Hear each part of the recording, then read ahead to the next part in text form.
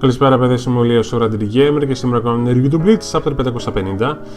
Αν θυμάστε, είχα πει στο προηγούμενο μου το επεισόδιο ότι είχα κάποιους φόβους για το ότι οι Stern Ritter δεν είχαν πει την τελευταία τους λέξη και όντως αυτό επιβεβαιώνεται σε αυτό το chapter. Τόσο αφορά και από την πλευρά του Hitsugaya όσο και από την πλευρά της Soifon. Από ό,τι φαίνεται, οι Stern Ritter που αντιμετωπίζουν δεν έχουν πάθει καμία θανάσιμη ζημιά, να το πούμε έτσι. Το μόνο που φαίνεται είναι ότι οι στολές τους καταστράφηκαν από τη δύναμη των χτυπημάτων, αλλά κατά τα άλλα εκείνοι δεν έχουν πάθει μάλλον καμία ζημιά, απολύτως τίποτα. Από την πλευρά της Soifon αποκαλύπτεται το σώμα του Stern Ritter του οποίου αντιμετωπίζει και φαίνεται ότι μοιάζει πιο πολύ σαν μια μηχανή ή σαν κάποιο ρομπότ, να το πούμε έτσι. Σε σημείο μάλιστα που η Soifon κάθεται και του λέει ότι ο Mayuri μπορεί να ενδιαφέρονταν για να τον δει ή κάτι τέτοιο τέλος πάντων. Και από την πλευρά του Hitsugaya φαίνεται ότι το χτύπημά του ότι διέλυσε μεν τη στολή του Busby, αλλά δεν του έκανε για εκείνο κάποια θανάσιμη ζημιά έτσι.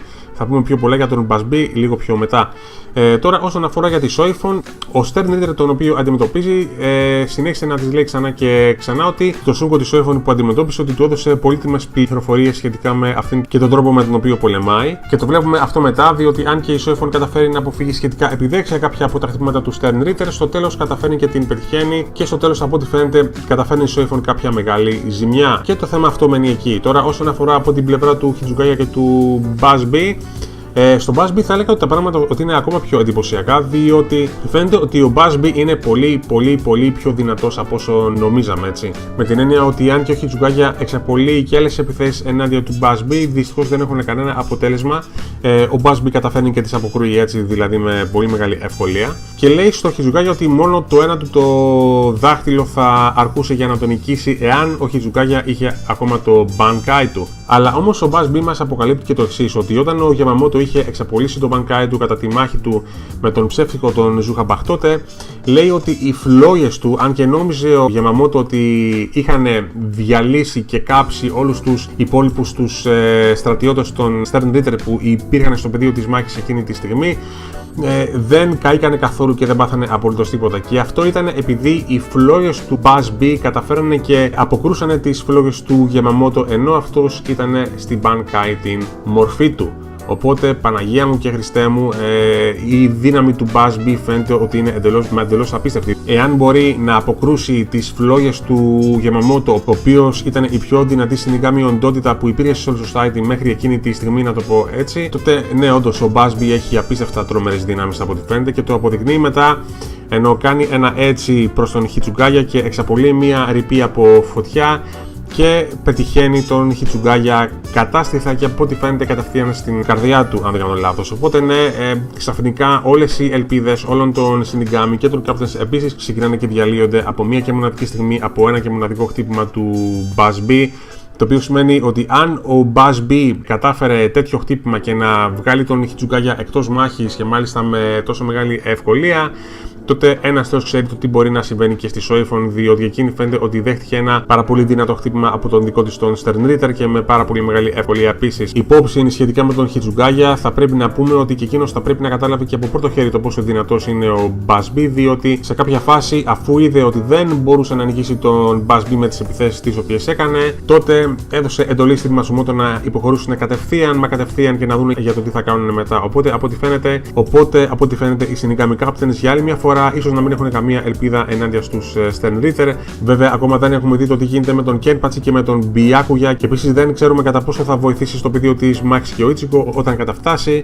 Αλλά και πάλι όμως, ναι, μιλάμε ότι οι Stern Ritter δείχνουν μια τρομερή επίδειξη δύναμη στο chapter αυτό.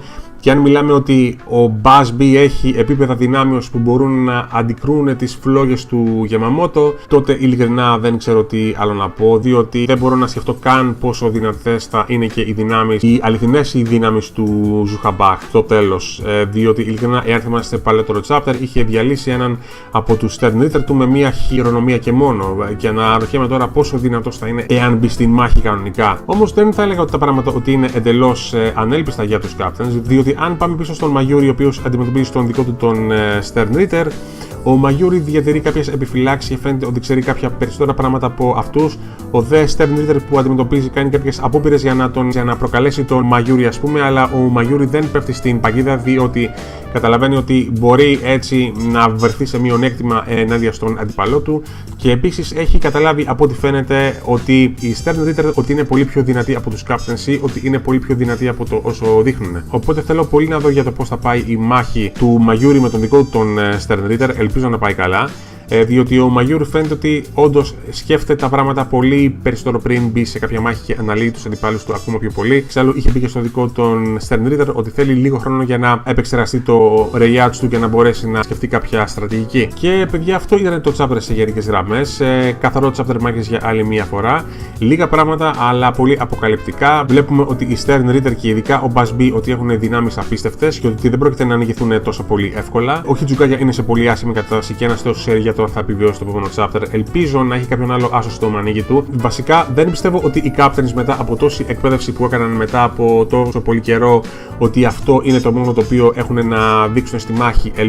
Ελπίζω ότι έχουν κάποιον άλλο άσο στο μανίκι τους, να το πούμε έτσι. Και ειλικρινά δεν θα ήθελα να δω τους Captains να καταραίουν όπως και στην πρώτη επίθεση των Stern Ritter. Και ας μην ξεχνάμε ότι τόσο και ο Busby όσο και ο Stern Ritter που αντιμετωπίζει Soifon δεν έχουν χρησιμοποιήσει τα Bankai που έχουν κλέψει ακόμα. Οπότε όσον αφορά τις μάχες, έχουμε ακόμα να δούμε πάρα πολλά στα επόμενα chapter. Κανένα βέβαια ίχνος ακόμα από τον Ichigo ή από τον Kenpachi, αλλά πιστεύω ότι δεν πρόκειται να εμφανιστούν μέχρι ότου η κατάσταση να γίνει πολύ απελπιστική. Αλλά και πάλι έχω την ελπίδα ότι κάτι θα γίνει στο επόμενο chapter και ότι η κατάσταση θα ανατραπεί κάπως. Και αυτά βέβαια σε γενικές γραμμές. Αυτό ήταν το review μου του Bleach αυτής της εβδομάδας. Ελπίζω να σας άρεσε. Ελπίζω να περνάτε καλά σε ό,τι και να κάνετε, να διαβάζετε μπόλικα μάγκα και να βλέπετε μπόλικα anime. Ξέρω ότι για πολλούς έχει ξεκινήσει η σχολική χρονιά, αλλά από ό,τι καταλαβαίνω τα πράγματα είναι λίγο χαλαρά μέχρι στιγμής. Οπότε θα έλεγα να εκμεταλλευτείτε τον ελεύθερο σας χρόνο όσο γίνεται πριν τα πράγματα σας φίξουν. Και αυτά σε γενικές γραμμές. Θα τα πούμε στο επόμενο μου το review. Να είστε όλοι πάντα καλά και ευχαριστώ όλους για την υποστήριξή σας. Σημαίνει πάρα πολλά για μένα. Θα τα πούμε. Γεια σας.